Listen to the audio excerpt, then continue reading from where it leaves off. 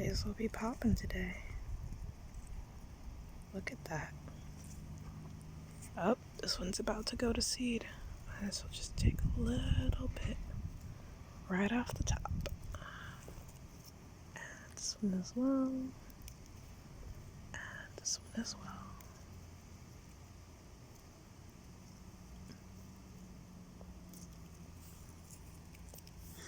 God, it smells so good.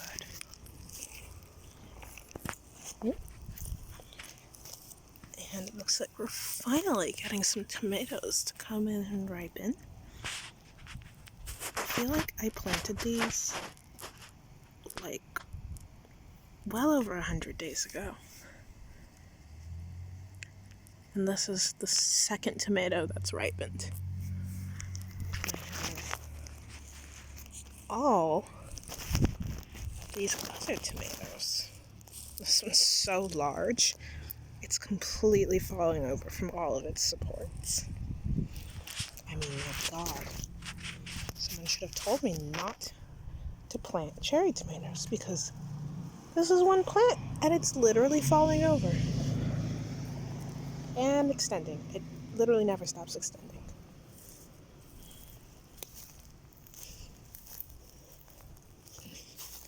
And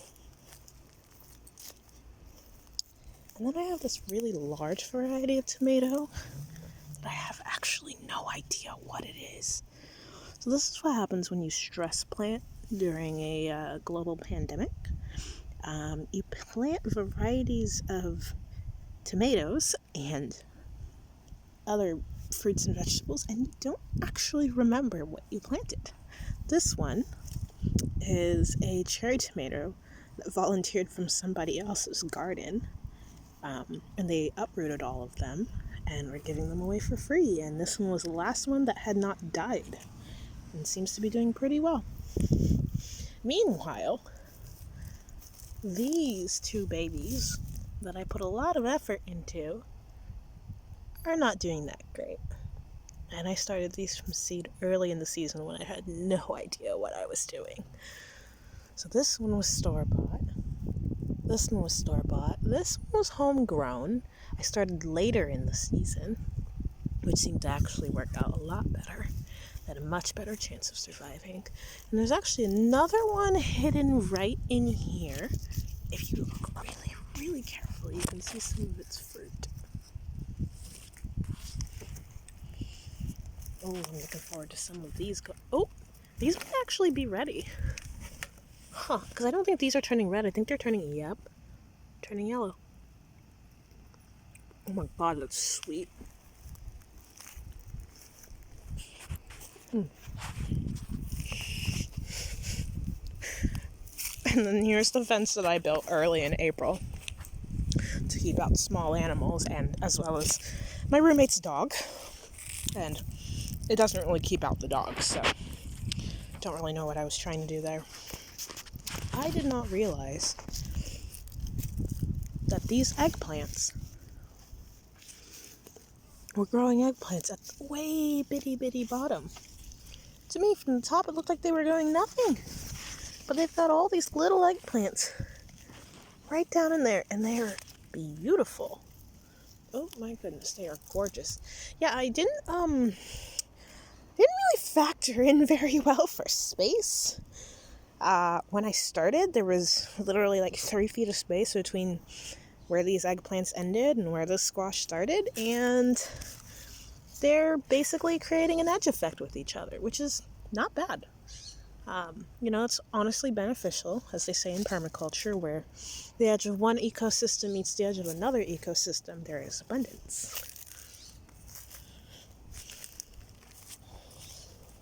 And of course, we've got weeds. This weed is actually incredibly useful. This is called a common mallow plant, and it has high mucilage and other beneficial herbal properties that I'm still learning about. I let this arugula go to seed, and I'm not sure if I'm going to pull it up or if I'm going to go ahead and start harvesting the pods like this one. I might just go ahead and start harvesting the pods. Look at all those little seeds. Beautiful. And then walking over here, I seeded a few beets for the winter. And by a few, I mean a lot. As you can tell, they have a little bit of pest damage here and there, but overall, they're thriving relatively decently. There's good distance between each, so that tells me that we'll probably get some decent size off of them if I can keep them evenly moisturized throughout the entirety of the season. Oh, you can actually hear some insects buzzing around. Yeah, they're doing decently. Some of their little heads are popping up, but I don't think they're quite ready, and I think we could leave them a little longer. And then the kale that I seeded to overwinter, I didn't really think too deeply about this. I started them back in early June, and they were doing beautifully now that it's August. I guess I'm thinking what I might end up doing, I might end up taking them out. Because the issue is, I'm not planning next season to have in-ground beds. So the question is do I want to build in-ground beds, or do I want to keep the in-ground beds I currently have, or do I want to end the season sometime in October, right before our first fall frost, and go ahead and put in the raised beds that we're building for this area, little area right here, and go ahead and fill them with like leaves and compost and etc., so that I can have a good nutrient-rich soil by April. Or I leave these, let some of this overwinter, which there's not much that would be overwintering here. I mean, the kale would overwinter, the cabbage probably wouldn't. It's going to be done soon. The beets are close to overwintering. They could overwinter. But I'm kind of out of time to sow a second crop. So I'm honestly thinking I may just go ahead and take these down prematurely. Sometimes this is what happens when you don't plan ahead enough. And then moving on, I actually made this bed when we first moved into the house. And it's really shoddy workmanship. Honestly, it's held together by hope and prayers. But I wanted to make this little bed space area for these strawberries. And right now I have some peppers growing over the strawberry area. And the strawberries over here are keeping the soil relatively shaded, which is nice. They haven't really quite extended as far over as I expected they would, but they do pretty well here in our relatively mild Pacific Northwest climate. So eventually I will probably let this entire bed get overrun with strawberries, and if the runners get too long, I'll probably transplant them. But so far this has worked out pretty well. And then over here we have a few winter squash that I'm really excited for.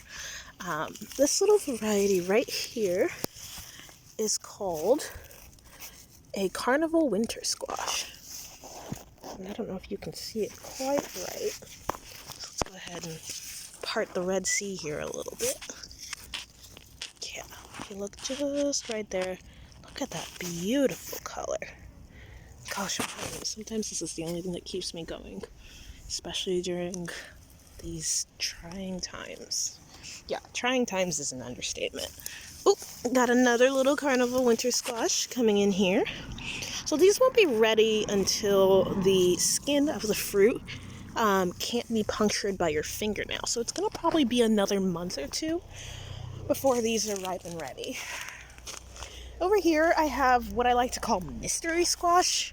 I'm relatively sure this is some form of a spaghetti squash, but can't really guarantee, because early in the season I lost so many plants, basically due to incompetence and not knowing exactly the right timing for the plants.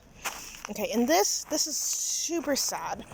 I have no idea why, but this entire blueberry bush is crisping and dying, and I can't seem to get it to stop. I don't know if it's dry because I water these pretty frequently, and this one is doing just fine. Meanwhile, this one is dying off. I'm gonna have to figure out what's going on with that. I'll have to do a little bit of research and Googling. Otherwise, the tree we put in this year, this is a combination cherry tree. I just, casually got from Home Depot. And hopefully it'll do okay. I am worried that that's a disease issue or burning issue. I'm not sure. I feel like I need to go inside and go research that. Because that's just kind of how my brain works. I see a problem, and the first thing I think is, gosh, I have to go out there and figure out what's wrong with this immediately, or I'm going to forget about it and then do nothing to intervene. So that's just a little mini tour of my garden. Thanks for walking with me.